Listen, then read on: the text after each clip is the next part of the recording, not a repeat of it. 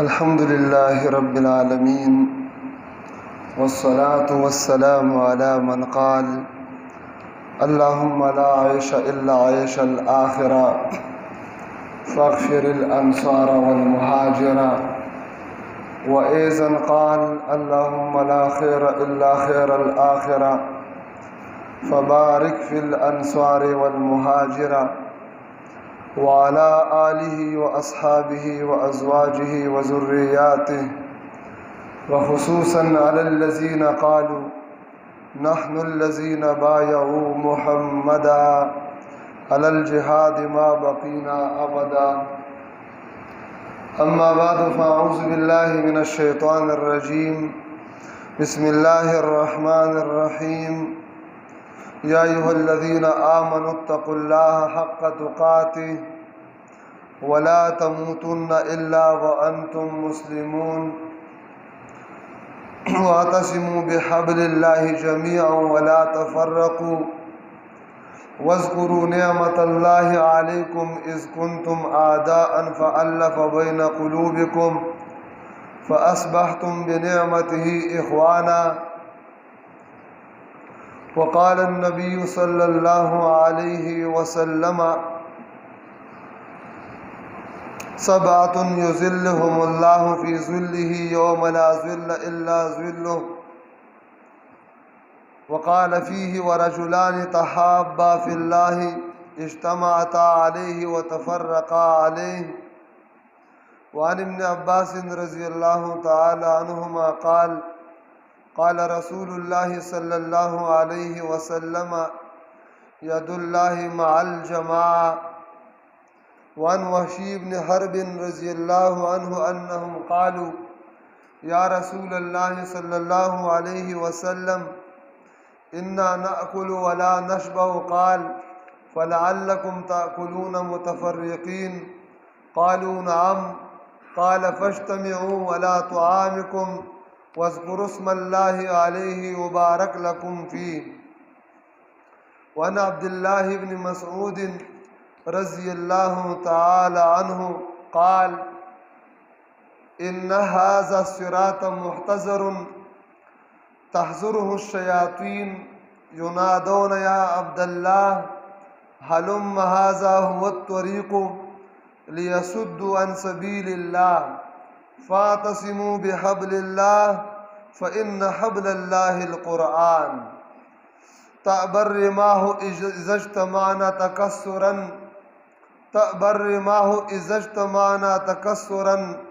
व इज़फ्तरक़ना तकस्सरत अफ़रादा। इन्नल्लाह व मलाइकतहु युसल्लूना अलन नबी या अय्युहल्लज़ीना आमनू सल्लु अलैहि व सल्लिमू तस्लीमा। दुरूद शरीफ।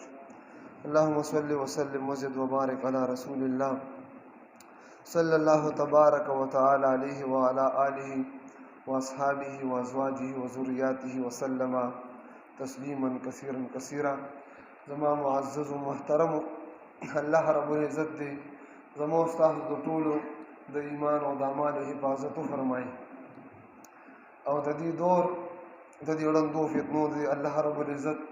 ज़मा उस्ताद द टोलो हिफाजत नसीब की। द सिफ़ात हमीदो यो सिलसिला मा रवाना कड़ी वा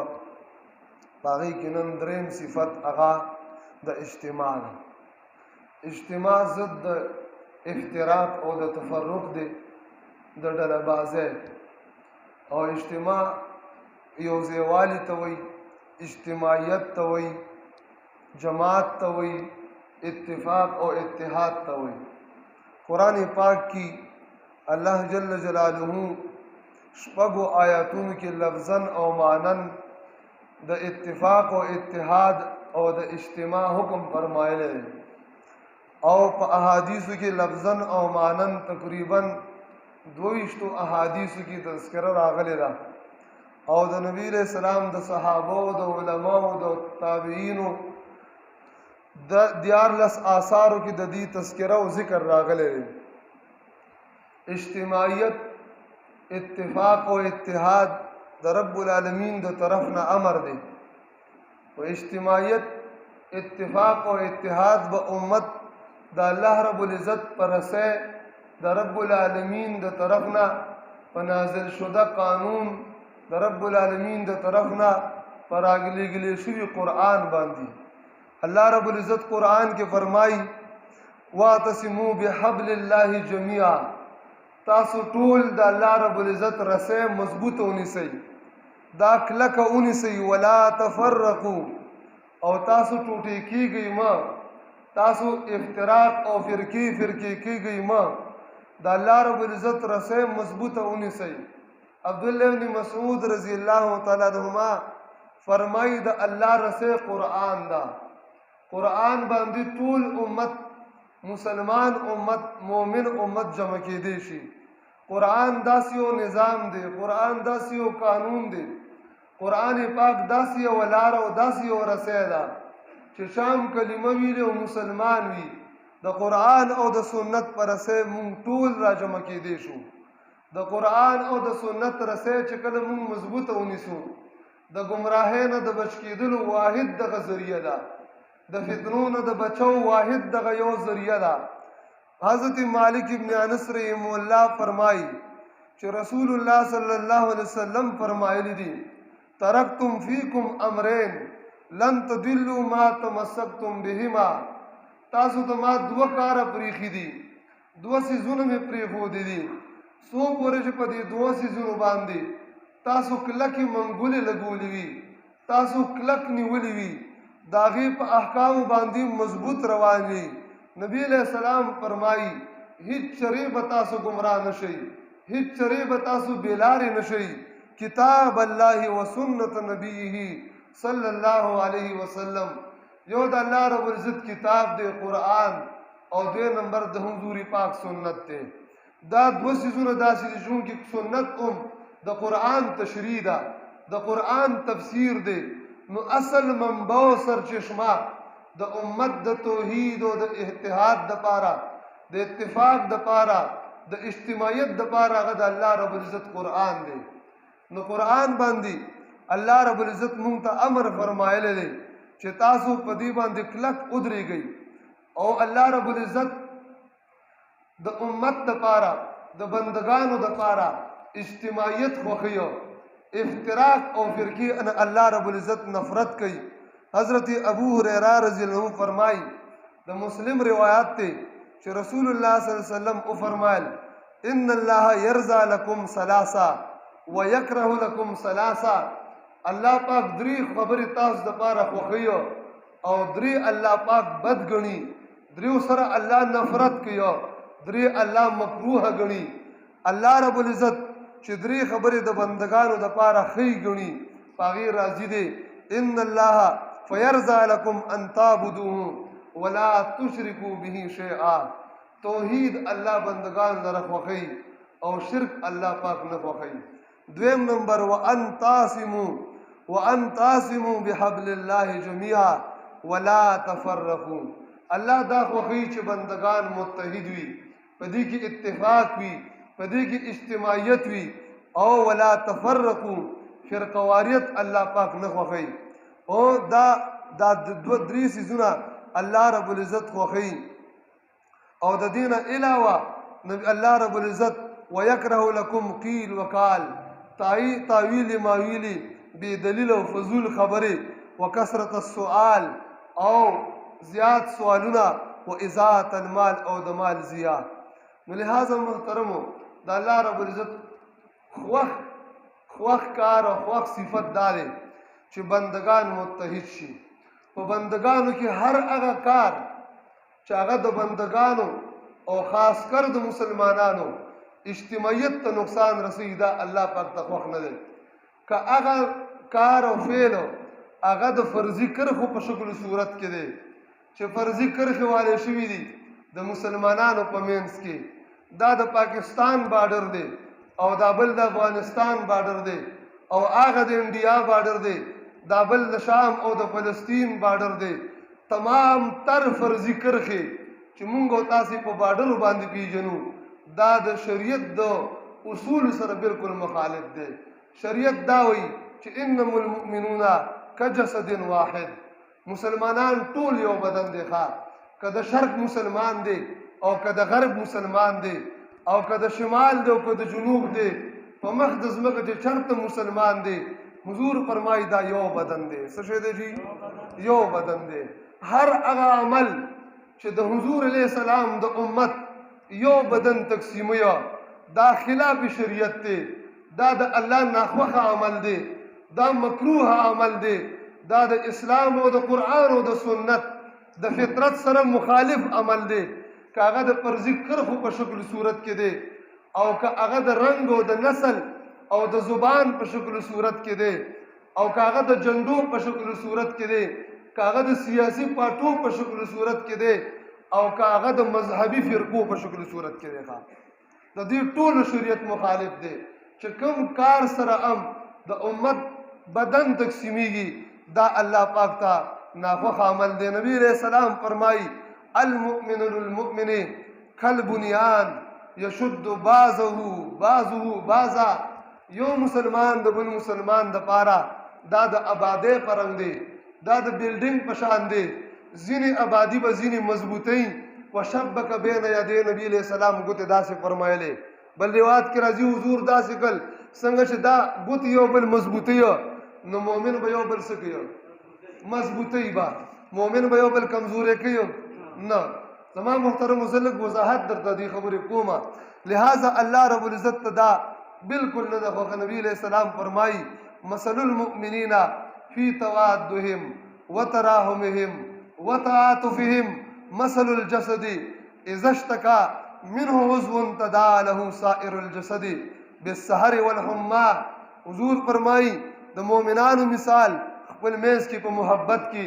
خپل منځ کې په رحمت کې، خپل منځ کې په نرمۍ کې مثل الجسد دا د یو بدن په شان دی، د یو جسم په شان دی. حضور فرمایي چې کله یو جسم کې یو اندام په درد وي نو ټوله شپه ټول بدن شوګیره او ته به تېرې که نه تېرې وایه تېرې. ټول بدن ته تکلیف وي که نه وي؟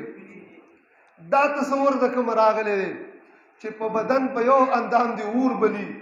او بل د خپلې مزې کوي. د یو مسلمان د سترګو نه دي د اوښکو په ځای وینې تویېږي او بل د په خپل مستۍ نه مړېږي. یو ته دی اوښه روټۍ نه میلاویږي، بل د خپل شرابونو او کبابونه کوي. یو دی په سرو لمبو په اور کې سوځي، بل دی د ازادۍ جنډې اوچتوي. یو دی د کافر په جیل کې د کافرانو ظلمونه او وحشتونه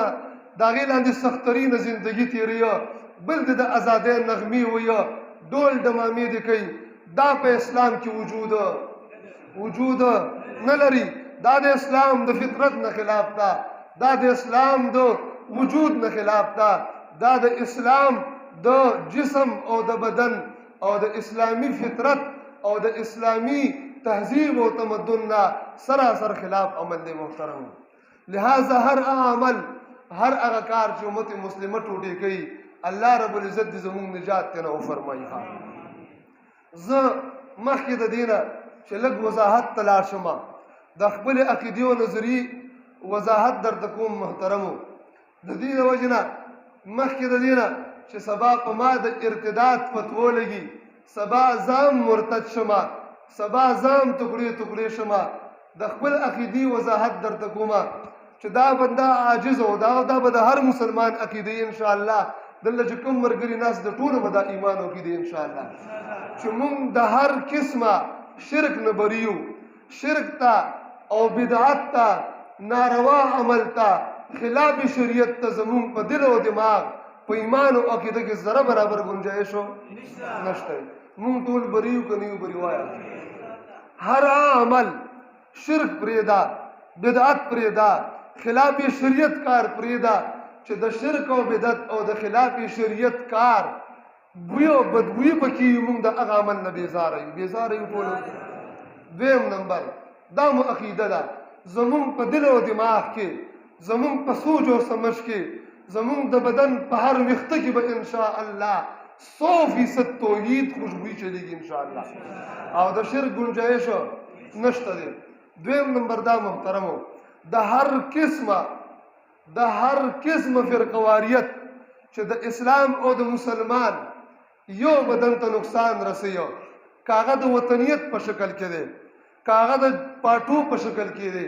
که هغه د مذهبي فرقو په شکل کې دی، که هغه د جنډو په شکل صورت کې دی، که هغه په هر رنګ او شکل کې دی، د داسې ټولو اعمالو نه مونږ بری یو. بری یو که نه یو؟ بری یو. د امت مسلمه د بدن د ټوټې کولو قایل مونږ نه یو. دریم نمبر خبره چې مونږ زه خپل او زما دا ملګري او هر ځای کې شرق او غرب کې زمونږ اواز کوم ملګري اوري، زما د نظریو د ایمان ملګري دي، مونږ د اسلام او د اسلامي نظام تر یو ټوټې پورې قایله نه یو. مونږ د اسلامي نظام د کل دنیا دپاره او په تمام عالم باندې د اسلام د جنډو قایله خلک یو. داسې ده؟ دا خبره مو وره، دا هم ختمه شوه. پنځم نمبر، څلورم نمبر خبره، مونږه اختلاف بیا به ډېر خلک دا وایي چې ته نن د اتفاق چغې وې، تا خو خپله ولمو سره اختلاف پیدا کړی. یاد ساتي محترمو، زما اختلاف د نظام کفري سره دی. د چا سره دی؟ علماء کرام زما د سر تاجونه دي. علماء کرام زمونږ د زړه او د دل او د سینې سکون او آرام دی، زمونږ د سترګو یخوالی دی. د علماء کرامو سره زمونږ اختلاف نشته، زمونږ اختلاف د نظام سره دی. چا لپاره دی وایي؟ نظام سره. د اسلامي نظام دپاره مونږ خپل کوشش او محنت شروع کړی دی، خپل دعوت مو لګیا دی روان کړی دی، او د کفري نظام خلاف مونږ الحمدلله اواز اوچت کړی دی په اخلاص او په للهیت سره د الله د سپین قرآن د سپین نظام دپاره. او دا اواز به انشاءالله تر مرګ تر اخري سلګۍ پورې جارو ساتو انشاءالله. لہذا زه امت مسلمه ته دعوت ورکوم مخکې د دې نه چې زه نور احادیث او قرآن او سنت په دې د امت اتفاق دی. هر ډله، هر فرقه، هر مذهبي او مسلک والا، هر مذهب او مسلک والا دا خبره مني او دا ښه صفت ګڼي، دا صفت محموده ګڼي چې اتفاق دی راشي. لہذا د هغې صورت څه دی؟ د هغې صورت دا دی محترمو، د خدای دپاره زه ټول امت ته وایم، زما اواز چې کوم ځای پورې رسي دا مخکې دې ملګري ورسوي، څونه دا نشرولی شي چې امت مسلمه دی، څونه موجوده مذهبي او مسلکي ډلې دي. که هغه د علماء دیوبند په شکل کې ده، بیا د علماء دیوبند کې د اشاعت د حیاتیانو مماتیانو په شکل کې ده، که د علماء دیوبند نه علاوه علماء بریل دي، که علماء اهل حدیث دي، او که د دې نه علاوه نور څومره علما دي، څومره فرقې دي، څونه مسالک دي. زه دې ته ډېر عاجزانه درخواست کوم، بل فرض که دا زما خبره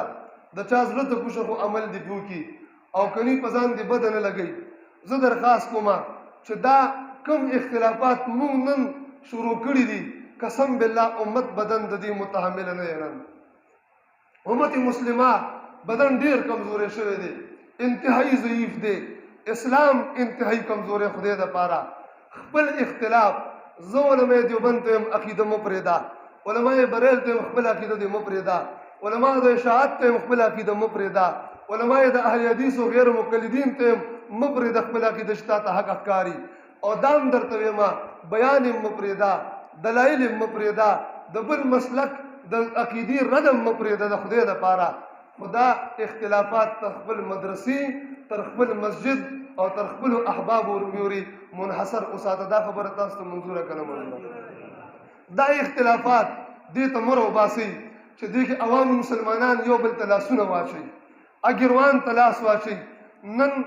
نن د امت یو لوی عظیم سالار او د فنا فی بیان او اظهار الحق یو لوی سالار شیخ الحدیث شهید شو. په افغانستان کې یو ډېر د وخت عظیم سالار نن شهید شو. افسوس په دې خبر راغی چې هغه شهید هم شو او بیا اعلامیه راځي هغه ته د مرتد ټکي مال ډېر زور راکړ. زه لہذا چې شیخ الحدیث رحیم الله حقانی صاحب رحم الله هغه مسلمان نو په دنیا کې ماته بل څوک مسلمان نه ښکاري. یاد ساتئ، که زه مسلمان نه یم، زړه مې سپین دی د شرک نه،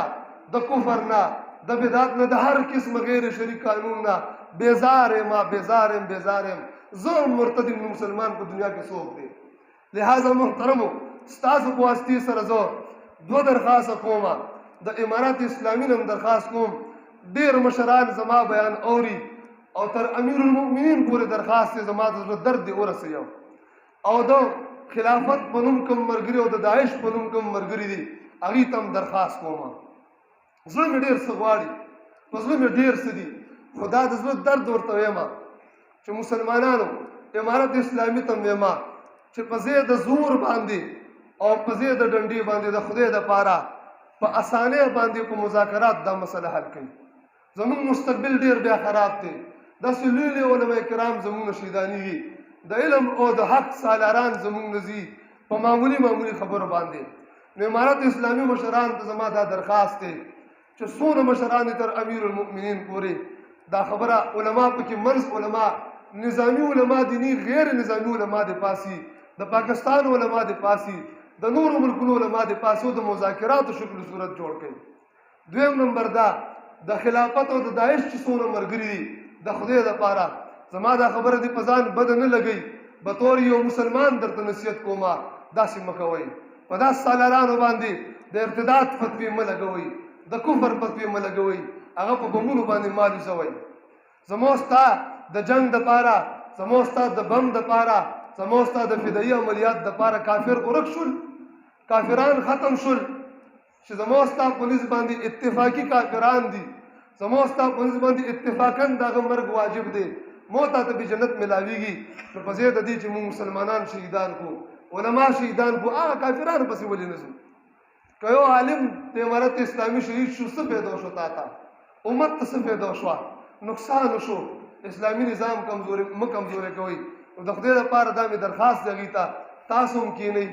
او امارت اسلامي دې هم کښېنئ زمونږ په کې څومره وس انشاءالله العزیز زمونږ څومره وس رسي زمونږ لاس رسي په دې پرامن مذاکراتو کې به پرامن صلح او روغې کې به انشاءالله مونږ ټول خپل کردار ادا کوو نه به ادا کوو انشاءالله دا عوام مسلمان به دعاګانې کوي مونږ به منډه وو ترړه به کوو انشاءالله چې دا مشکل آینده پېښ نه شي که دې غاړه مجاهد شهید کېږي هغه غاړه کېږي دا خو ډېر سخت نقصان دی نو ګورئ دا څه وجه وه محترم دا د افتراق او د فرقواریت فرقواریت ته مونږ دومره زور ورکړه چې نن د یو فرقې والا په پاکستان کې او په افغانستان کې او په بل ځای راپاسي مسلکي یوه فرقه په یو باندې کفر ټاپه لګوي بله په بل باندې کفر ټاپه لګوي زه دا هم نه ویم ډېر خلک به په دې باندې خفه شي د چا دوکاندارۍ چې په دې بندېږي دوکاندارۍ هم جاري ساتئ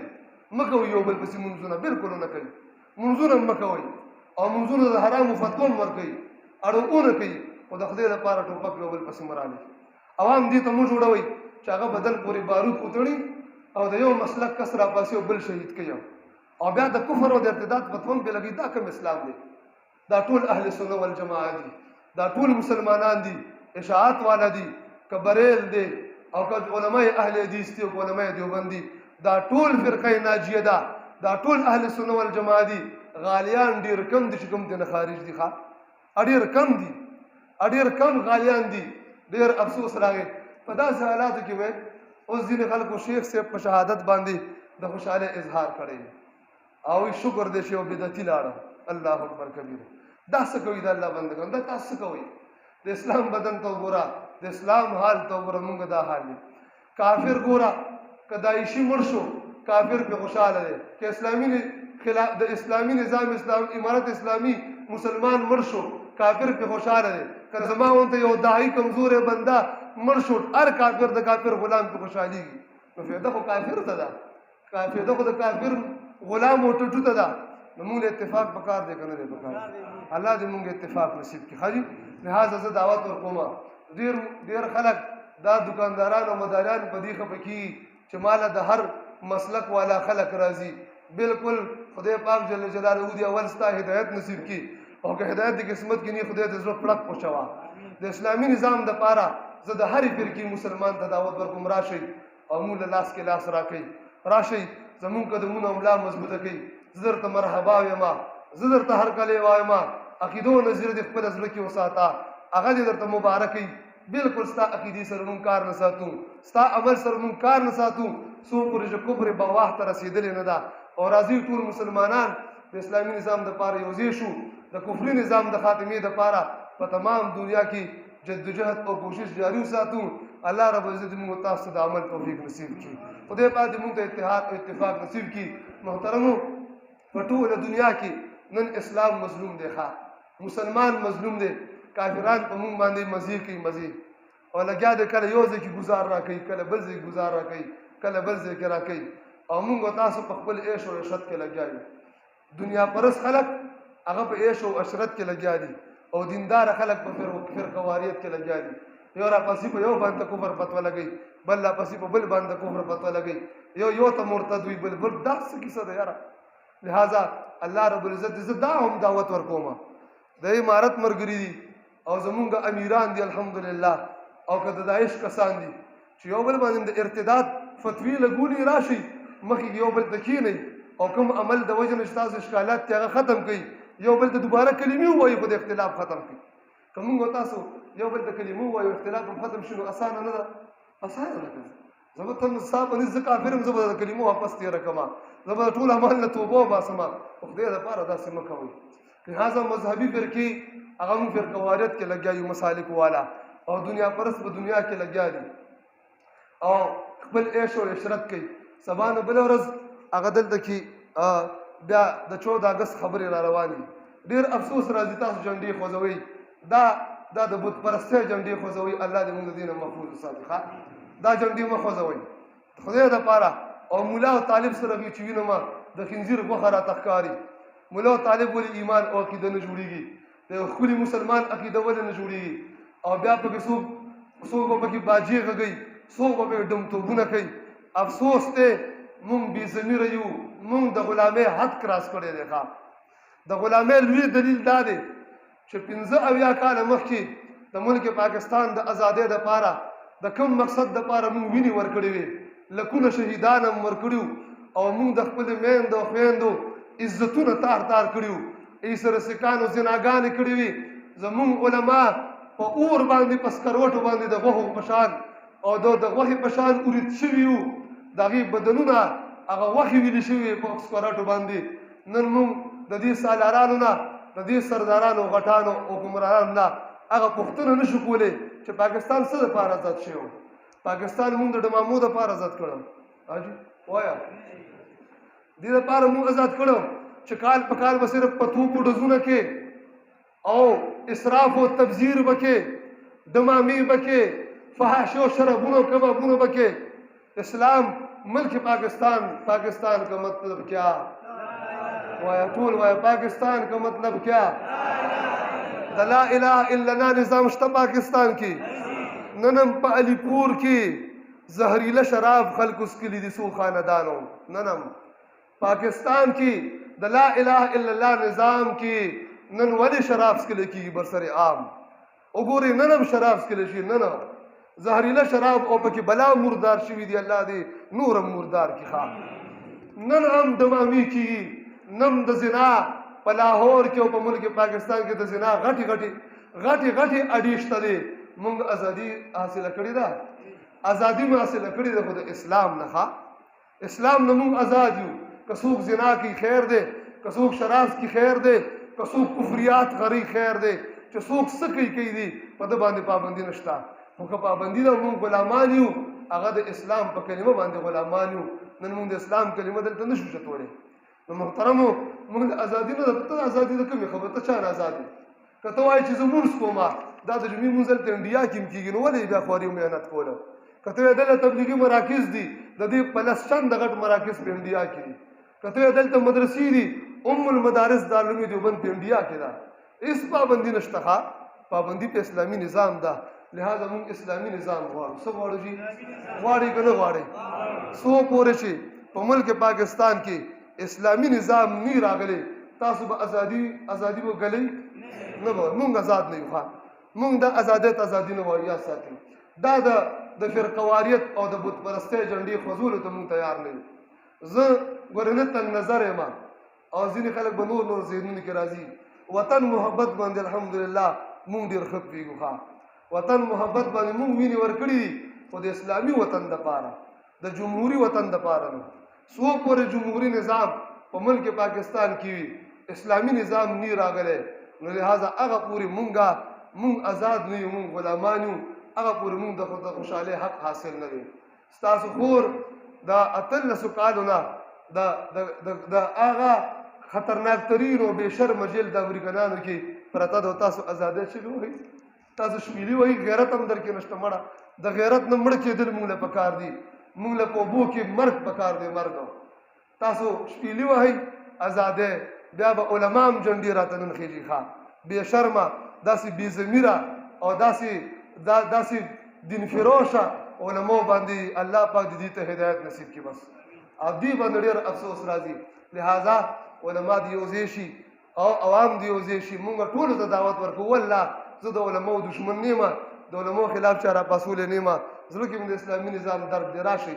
او مونږ ځان سره کې خیر دی مونږ به ستاسو په اظهار سمو په حقیقي معنو کې د اسلامي نظام دپاره کوشش شروع کوي الله پاک دې مونږ تاسو ټول متفق او متحد کړي د افتراق نه دې الله مونږ وساتي لہذا ما خپل ټولو ملګرو ته دا درخواست دی چې د مسلک په نوم باندې او که د وطن په نوم باندې ده که د زبان او د رنګ او د نسل په نوم باندې ده مونږ به انشاءالله ډله بازۍ نه کوو صحیح ده جي مونږ به یو مسلمان یو بدن جوړېږي انشاءالله او د اسلامي نظام دپاره به زمونږ وس باندې پرده په شرعي منهج به روان انشاءالله څو پورې چې بدن کې ساه وي د اسلامي نظام دپاره به انشاءالله اواز اوچتو به انشاءالله او تر اخري سلګۍ پورې به انشاءالله العزیز د دې کفري نظام د دې طاغوتي نظام او د دې انګریزي نظام رد به انشاءالله مونږ کوو د دې د خاتمې دپاره به خپل کوشش جاري ساتو واخر دعوانا ان الحمدلله رب العالمین